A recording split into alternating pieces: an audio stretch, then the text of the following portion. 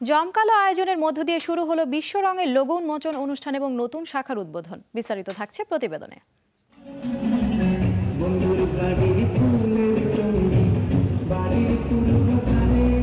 12 ফেব্রুয়ারি এশিয়ার বৃহত্তম shopping mall Jamuna future পার্কে এক জমকালো অনুষ্ঠানের মধ্য দিয়ে শুরু হলো ফ্যাশন হাউস বিশ্ব রঙের যাত্রা।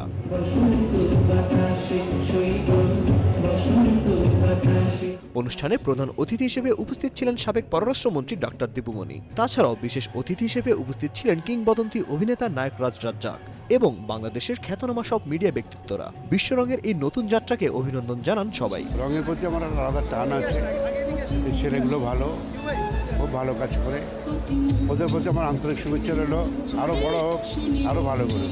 খুবই ভালো লাগছে। বিপ্লব দা আমাদের একেবারে কাছের মানুষ, আমাদের প্রাণের মানুষ।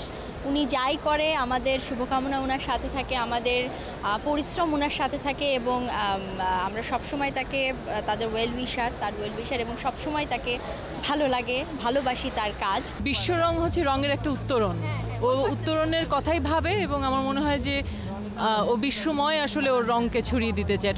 নতুন রঙে সাজতে দেখে, নতুন নামে, এটা যে কি পরিমাণ ভালো লাগা সেটা যারা রঙের সাথে অনেক দিন ধরে ছিল তারাই আসলে বুঝতে পারে আমার মনে হয়।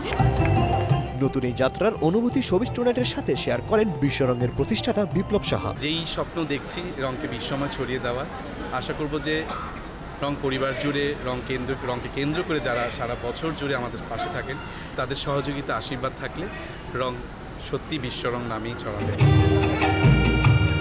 নাচ, গান এবং ফ্যাশন শো এর মধ্য দিয়ে সাজানো হয়েছিল বিশ্ব রঙের এই নতুন শুরুর আয়োজনটি। সাকিব শুভ, শোবিজ টুনাইট।